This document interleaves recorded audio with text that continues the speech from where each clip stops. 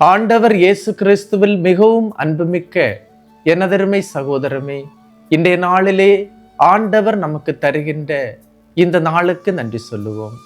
அன்பு தெய்வமே, எங்களை படைத்து பராமரித்து வழி நடத்தும் போது உம்முடைய அருள் பிரசன்னத்தை இன்று நாங்கள் காண்பதற்கு வழிவகை செய்யும். நாங்கள் எடுக்கின்ற ஒவ்வொரு வேலையையும் நீர் ஆசீர்வதியும். நாங்கள் உண்கின்ற உணவை ஆசீர்வதியும். நாங்கள் பருகுகின்ற தண்ணீரை ஆசீர்வதியும். இஸ்ரேல் மக்களை வழிநடத்தியது போல பாலைவன அனுபவங்கள் இருந்தாலும் அவற்றையும் தாண்டி செல்வதற்கு நெருப்பு தூணாகவும் மேகத்தூணாகவும் இருந்து ஆண்டவரே எங்களை இன்றைய நாளிலே வழிநடத்தும்.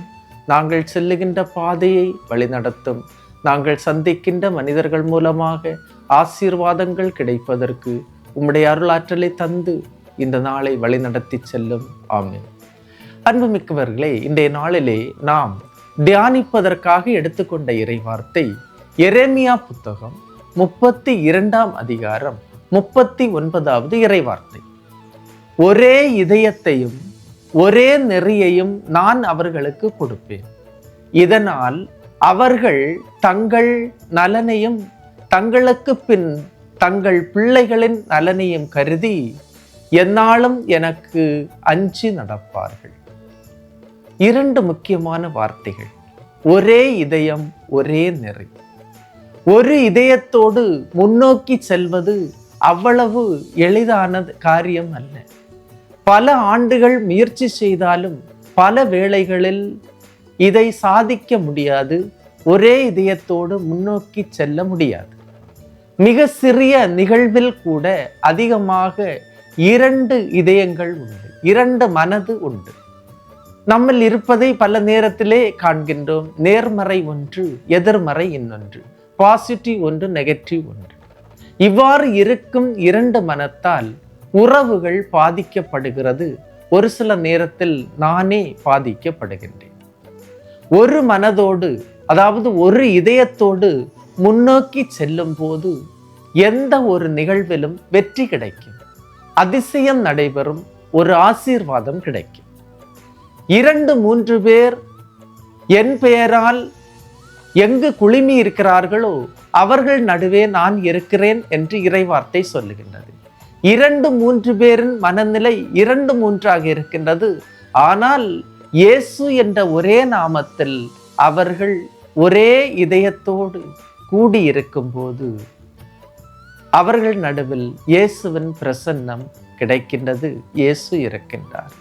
குடும்பமாக கணவன், மனைவி, பிள்ளைகள் மனமொத்து கடவுளை வழிபடும் போது அந்த குடும்பத்தில் அவர்கள் நடுவில் இயேசு இருக்கிறார். எனவேதான் குடும்ப ஜெபம் முக்கியத்துவம் பெறுகிறது. எந்த வீட்டில் குடும்ப ஜெபம் இருக்கின்றதோ, அதாவது கணவன், மனைவி, பிள்ளைகள் இணைந்திருந்து ஜெபிக்கின்றார்களோ அவர்கள் நடுவில் இயேசு இருக்கின்றார். ஏனென்றால் ஒரே இதயத்தோடு அவர்கள் ஜெபிக்கின்றார்கள். ஒரே நெறி என்று இறைவார்த்தை சொல்லுகின்றது. ஆண்டவர் இயேசு தந்த படிப்பினைகள், கட்டளைகள், வாழ்வின் விதிமுறைகள் மட்டுமே எனது நெறியாக விளங்கும் போது வாழ்க்கை வளமாகும். அன்புமிக்கவர்களை, எனக்கு தெரிந்த ஒரு நபர், யூடியூபில் எக்ஸ்பர்ட்டா இருக்கக்கூடிய ஒரு நபர், யூடியூபில் வருகின்ற அனைத்து சிந்தனைகளையும் சித்தாந்தங்களையும் படித்து கடைபிடிப்பவராக இருந்தார். என்ன ஒரு புதிய சித்தாந்தம் வந்தாலும் சிந்தனை வந்தாலும் அவர் ஏற்றுக்கிடுவார். ஒரு சில நேரத்தில் எம்மதமும் சம்மதம் அப்படின்னு சொல்லுவார். அப்போ ஒரு பிரச்சனை வந்தபோது அவர் நிம்மதியின்றி தவித்தார். அன்புமிக்கவர்களே, ஒன்று உங்களுக்கு தெரியுமா? யூடியூபில் இருக்கின்ற எல்லாமே நல்லதல்ல. வாழ்க்கையை சீரழிக்கும் விஷயங்களும் உண்டு. எனவே ஒரே நெறியில் வாழ்கின்றவர்கள், இயேசு கிறிஸ்து மட்டுமே எனது வாழ்வின் நெறி என்று வாழ்பவர்கள் வாழ்க்கையில் இடறி விழமாட்டார்கள். மாறாக யூடியூபில் வருகின்ற எல்லா குப்பைகளையும் உள்வாங்குபவர்கள் இடறுவார்கள், வீழ்வார்கள்.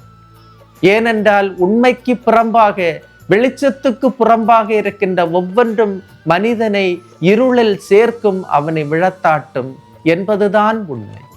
இன்றைய நாளிலே ஒரே இதயம், ஒரே நெறி கொண்ட மக்களாக வாழ்வதற்கு கடவுள் நமக்கு அழைப்பு விடுக்கின்றார். ஒரே இதயத்தோடு முன்னோக்கி செல்லுவோம். ஒரே நெறியோடு நாம் வாழ்வை வழிநடத்தி செல்லுவோம். அப்பொழுதுதான் வாழ்வில் நமக்கு வெற்றி கிடைக்கும். நாம் இடறி விழமாட்டோம். கடவுளின் கரம் நம்மை தாங்கும். எனவே இன்றைய நாளில் இன்று கிடைக்கின்ற இந்த இறை வார்த்தையின் ஆற்றல், சக்தி, அபிஷேகம் நமக்கு கிடைப்பதற்கு ஆண்டவரே எனக்கு ஒரு இதயம் தாரும், ஒரே நெறி தாரும். அந்த நெறியிலும் அந்த இதயத்திலும் நான் வளர்ந்து செல்வதற்கு, வாழ்வதற்கு, என்னுடைய குடும்பத்தை வழிநடத்துவதற்கு ஆற்றலையும் சக்தியும் தாரும் என்று ஜெபிப்போம். எல்லாம் வல்ல இறைவன், தந்தை, மகன், தூய ஆவியார் உங்களையும் உங்கள் குடும்பத்தையும் நிறைவாய் ஆசீர்வதிப்பாராக. ஆமீன். இயேசுவுக்கே புகழ், இயேசுவுக்கே நன்றி. மரியே வாழ்க.